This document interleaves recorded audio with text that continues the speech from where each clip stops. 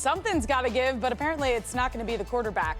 Welcome to Browns Tonight. I'm CARLY Mascitti. Things are not getting any easier. Hate to break it to you. And this was supposed to be the easier part of the Browns schedule. After 9 long hours in the car, I made it here to Green Bay, Wisconsin, the host site for the 2025 NFL Draft. And for the last 3 seasons, the Browns have been sitting on the sidelines on night 1. Tonight, entering the draft, they have the number 2 overall pick, their first round pick since 2021. Many, of course, wondering what they'll do with it. There has been a lot of interest. They've been highly linked to Colorado two-way player Travis Hunter. Welcome back to Browns Tonight. With the Browns season hanging in the balance and the team's chances of making the playoffs all but gone, they're likely to be sellers ahead of Tuesday's trade deadline. Flacco fever is spreading across Northeast Ohio as the Browns news drop sinks in. Veteran quarterback Joe Flacco is back. We know that this offensive line has just been such a talking point when it's come to injuries for the Browns. And you have a quarterback who has a history of injuries as well. How concerned are you as we do get closer to the start of the regular season that this offensive line is going to protect Deshaun Watson when he gets back out there and he is coming off of shoulder surgery? What was going through your mind when the Browns made that trade? Did it sort of start to come into focus for you? I kind of knew just based off like my visit with them. You brought up Myles Garrett. How excited are you to play on a line that features a player like that? Really excited, thankful that, I got picked to a team that has a cool vet. Well, I'll tell you what, Shedeur Sanders is making Cleveland happy tonight. Our offensive play of the game is sponsored by Wayside Furniture, and we just can't get enough of this play right here.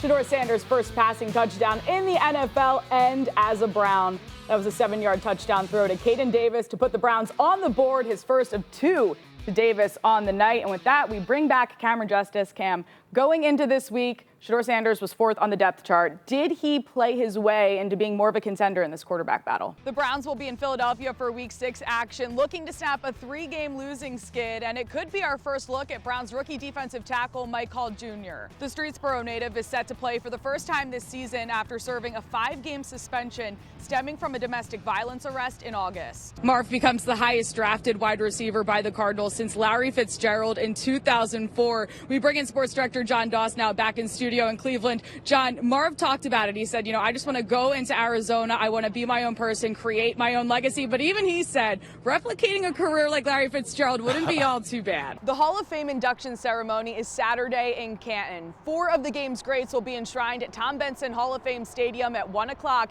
That includes Kent State star and longtime Chargers tight end Antonio Gates. Would you have thought that you would have the production on the field that you've had so far?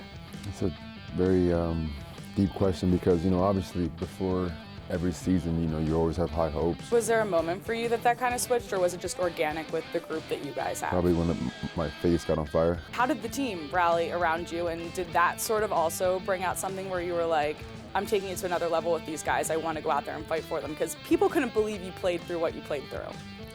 First off, thank you. The Browns have the 4th worst rushing offense in the league. They average just 88.5 yards per game, but that is going to be a differentiator in this primetime game tonight. Jameis Winston talked about it earlier this week. He said establishing the run is the easiest way, the most effective way to change the course of the game. You're able to impose your will on the other team. Obviously, a large part of that is going to be having Nick Chubb as a large part of the equation. You could argue there's no one more topical than Shedeur Sanders since the NFL draft in April. You could also argue the conversation has never been quite as loud as it's been following his NFL debut. With Kenny Pickett and Dylan Gabriel both managing hamstring injuries, the door was wide open for the rookie quarterback to put his talents on display. Browns fans will have no complaints, and you love a guy who asks questions, is eager and hungry to learn.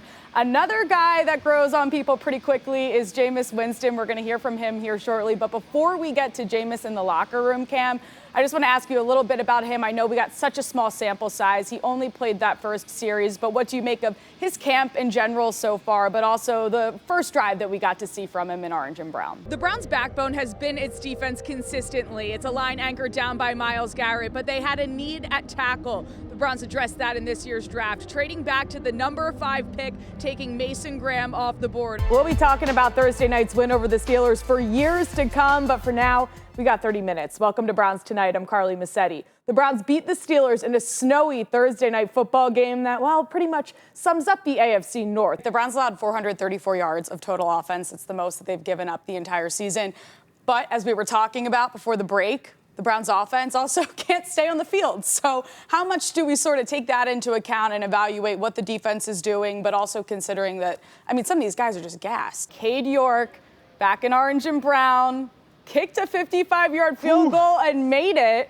I mean, he has been the source of a lot of highs and lows for Browns fans. How about that one? I'm CARLY Mascitti outside the Browns practice facility in Berea, where mandatory minicamp has begun. The mandatory part key. A lot of players who opted out of OTAs are now back in the mix, except for Deshaun Watson's top target. Let's talk quarterbacks now, a guy who has familiarity under center.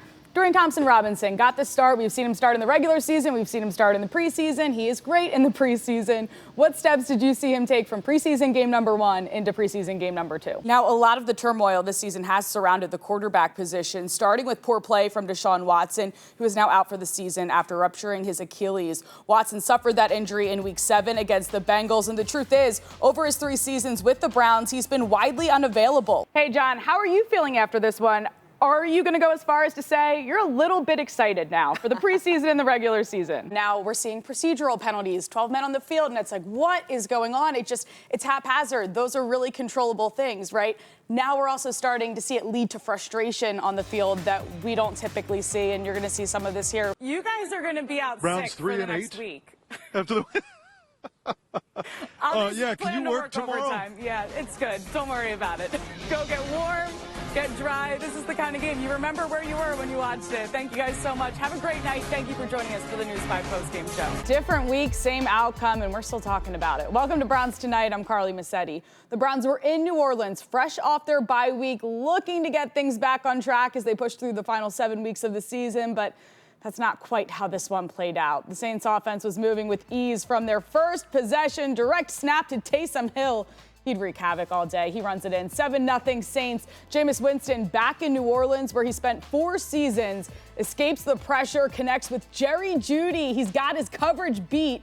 89 yards to the house. That's the second longest catch of his career. Longest completion of Winston's. Cleveland unsuccessfully goes for 2. The Browns did win the turnover battle. Too bad you don't get extra points for that. Denzel Ward picks off Hill. That's just the Browns' second interception this season. The offense does not produce, so the Saints with the ball again. Not quite the Jeudy tutty, but check this out. Derek Carr to Marquez Valdez-Scantling for a 71-yard score. The Browns trail 14-6. Among areas of growing concern for Cleveland, their kicker, Dustin Hopkins, wide left from 51 there. He later missed from 32 and 27 yards. The Browns defense continues to disrupt, though at this point, Denzel Ward forces the fumble, then recovers. He had a great game. Browns come out hot from the half at least, but admittedly, this just injected some false hope. Winston with time leaves the pocket, finds Elijah Moore for an impressive 30-yard haul, tied up at 14 after the 2-point conversion. But the Saints would score 21 unanswered points in the fourth quarter.